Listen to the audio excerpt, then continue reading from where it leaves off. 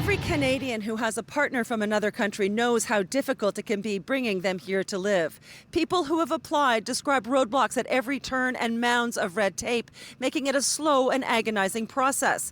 But since the pandemic, it has become even more frustrating, leaving families wondering when they will ever be together again. So I went into it knowing it was going to be a long process, but I didn't anticipate it to be this long. COVID has totally put a wrench in it. Jody Barker met her husband Anthony while they were working in the States. They fell in love and had a baby girl, Faye, in 2017. They were married a year and a half later, and Jody applied for permanent residency for her husband a few months after that. It has now been nearly 16 months. She tells me they've submitted every form multiple times and jumped through every hoop, from biometrics to criminal and health checks, and still no word when their application will be finalized. We've basically already created a family. We just can't be together. We just get frustrated knowing that there's literally nothing we can do. Jody Barker is part of a Facebook group for people in similar situations, some of whom have been waiting for 2 years or more. She has also added her voice to a petition begging the federal government to make this process easier. It started just days ago and already has more than 2,000 signatures.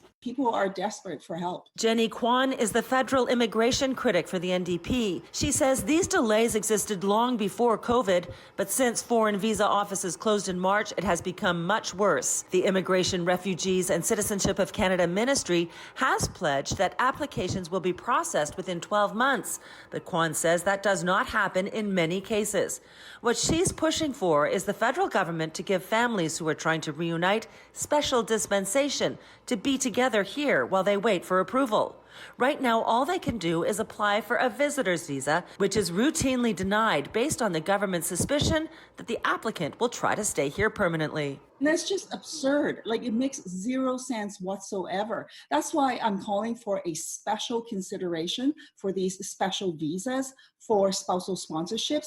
Yes, recognize that people are trying to come and reunite permanently. That's why they have a spousal application in. And in the meantime, in order to keep families together and not divide them and keep them apart, provide a special visa to them while they process the application. Otherwise, expedite the application. Get it done quickly. Jenny Kwan says her recent letter to the Immigration Minister Marco Mendicino about this matter has not received an answer. In a statement sent to City News, the ministry said steps have been taken to try to make the process simpler, and they continue to explore new ways to bring families together in spite of COVID restrictions. But that is little consolation to Jody Barker. Every single day I wait for an email from immigration saying, hey, you're approved. And every day it's a letdown. Families need to be together. Like, this is not the time to separate families. Jenny Kwan says time is of the essence for many people, including applicants whose passports are about to expire. She says many come from countries where it's not easy to renew them. So even if they do get approved, they still may not be able to come here to Canada. I'm Pam Seidel, City News.